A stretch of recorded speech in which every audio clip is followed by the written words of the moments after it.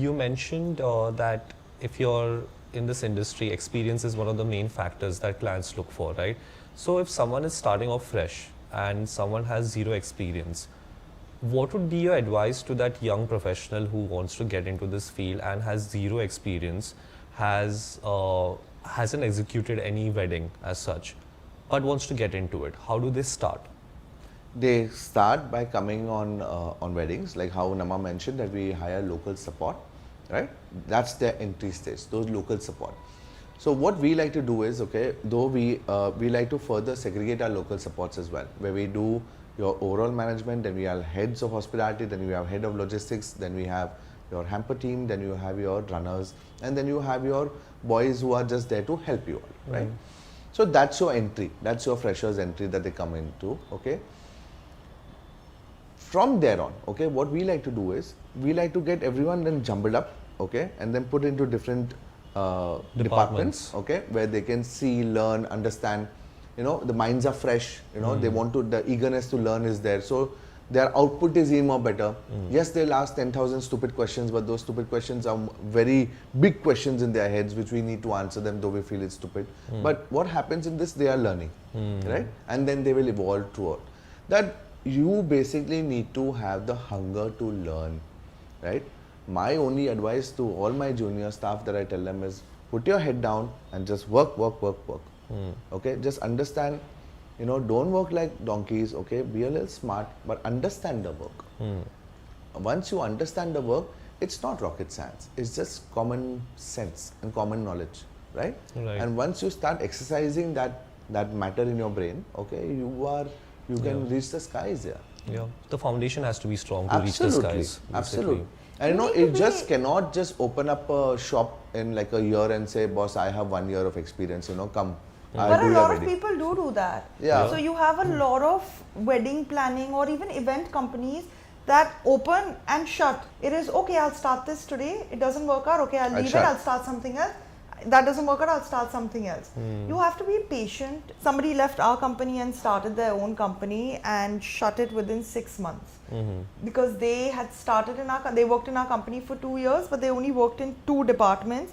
They didn't get a holistic of wedding planning. And they left thinking that, okay, now I can start it. Went, got a client, started the company. There was something that happened at that wedding and shut the company. But what they don't also understand is that for that client, though, it's only happened once and it's only going to happen once.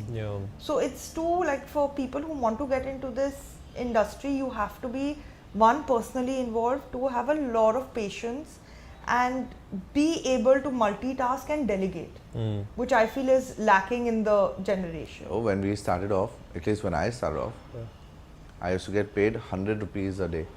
100 rupees as my amount, stipend amount, professional fees to work on a show. Wow. And that time weddings were never there. It used to be your live concerts. Concerts used to be a big thing, like the Beyonce was here, then the Scorpions concert was here. Those are the rock festivals, those were there. I used to get paid 100 rupees, man. And you now sound when like you're like from the dinosaur age. You call me a dinosaur? You sound like when you're saying. Who says this, man? They're recording, dude. You call me a dinosaur, idiot. I'm your husband. God, man. But 100 rupees a day, doesn't it sound like when your granddad used to say. But you should feel proud of it. Thanks, yeah. See? And all. Yeah, but no, really. No. Now, okay, just to put things in perspective as well, okay. 100 rupees probably 17, 18 years back, okay. 100 rupees. And now it's close to around what? 5,000, 6,000 rupees per day. 5,000 is like starting. That's minimum. That's minimum. 5,000, 6,000. That's like, oh my God. Like, you know, people, actually, there are a lot of, we call them freelancers because they work on multiple shows and they're white labeled. So, they don't want to be attached to a company. They are saying, in my season, okay, which usually is from August till May, okay, now it's stretched to May, earlier it was only till March. They used to earn 5,000 or 6,000 rupees per day if they did multi-shows. Boss, they made their 1 year salary that they would be in a company, you know. So a lot of people don't even want to get into a company. They say, boss, I love what I do. My life is set. I'm making my minimum balance and I'm good. And there's no accountability. Boss, you're not liable for anything. You're not liable for anything. The other 3, 4 months, 6 months, you can take off, go, whatever you do. So, you know, that's what's happened. Again, you know. So if you have to compare like these individuals, like say one individual is freelancing, not tied down to one particular company, and the other individual has dedicated himself or herself to one particular company. Fast forward 2 years, which individual has learnt more in terms of experience? The one who's been in a company. Absolutely. Because they do all the back end work, which is not just on event running the show. So freelancers come on the day of the show and run that one department. So you'll just do only check-ins, or you'll only sit and pack hampers, or you will only be at the airport receiving the guests.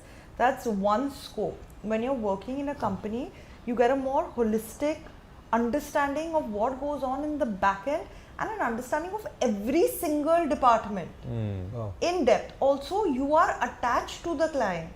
As a freelancer, you are never attached to the client. The client only knows your face and your name. Even they might not even know your name. Yeah. They even this wedding that we did, अरे वो logistics वाले को बोलो गाड़ी भेजने. They don't even know your name, so there's no attachment. So there is no accountability. There is no responsibility for that one freelancer. Whereas for the person who's working in the company, you're attached to the client since the day the client is attached to us in the company. So there's a more holistic learning.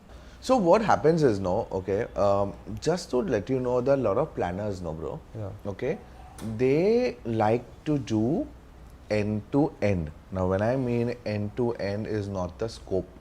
They mean that they will be your chaperone from the time you hire them, okay, till the time your vidai happens for the girls, obviously, for your last date. They will come to your jewelry store, they'll help you pick the design, they'll go to your designer, they'll talk to you about the designs that need to happen, they'll curate it. Those are very different type of wedding planners. Yeah. Then there are these different type of wedding planners who like to stick to only your hospitality, your logistics, your decor, technicals, you know, all those scopes is something that I do. So when you say your external vendors or your external factors that come in play to tie the entire bit, वो ना ज़्यादा नहीं होता यहाँ पे. Okay. The family takes care of it. Okay. Now family has their own jeweler. Okay, the trusted old jeweler. Okay, which they'll go to. They know what designs they need to make. They know कि हाँ मेरे को बेटी को पहनाना है वो the jewelry. You know, यही लहंगा पहनेंगे वो, यही गारा पहनेंगे, whatever. So you know, so that doesn't come into our scope. Okay. For us. But do clients request that? There are sometimes clients do request. So what we like to do is, because we don't want to take that additional scope, because we like to get into the, you know, the planning and the other aspects which are more bigger aspects than your planning your wardrobe, right? So what we do is we have sets of vendors or like jewelers, wedding designer, clothes, kapde, you know, we have those people. We just pass on the list to them. Okay, these are what we think is recommended, which I think probably will suit to you, okay, and your family, and we pass it on, and then we leave it to that. We don't get involved. But that comes more as a friendly personal advice. उससे ज़्यादा नहीं. As in, technically, it's not part of our scope. But if like my client, that's why I'm saying that once we are involved in a wedding, we get personally involved in the wedding. So we become an extension of your family. So I remember having a bride who had a nervous breakdown just before going to the mandap. Oh God. Because the makeup artist did something to her hair which she didn't like. Yeah, I remember I held that entire pandit dude. Yeah, and he was holding and managing the pandit and the groom down. I went up to the room and calmed her down and showed her a couple of photos and said, what is it that you do? Because they don't even understand what is it that they don't like about it. It's just all those nerves, all anxiety, those emotions, the anxiety. And this happens to brides, grooms, it happens to parents also, you know. So for us, we have to manage that.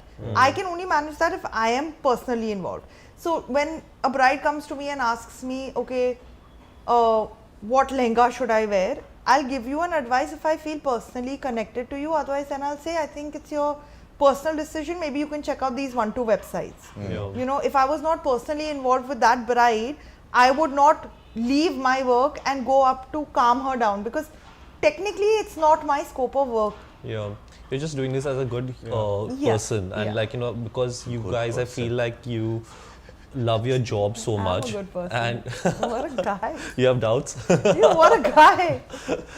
No, but I feel like it happens when you genuinely love something that you're doing. True. And if you are there in a position where there's so many emotions involved, and if you don't enjoy what you're doing, then you're going to be like, I don't want to do Absolutely this. It's correct. not possible. Yeah. It's not possible if That for emotion doesn't the come out. future generation, whoever wants to get into this industry, if you're only doing it for the money, please don't do it. Please don't do it. It is not possible to stay awake for 36, 48 hours. We are not just wedding planners, and this we've also realized over the years.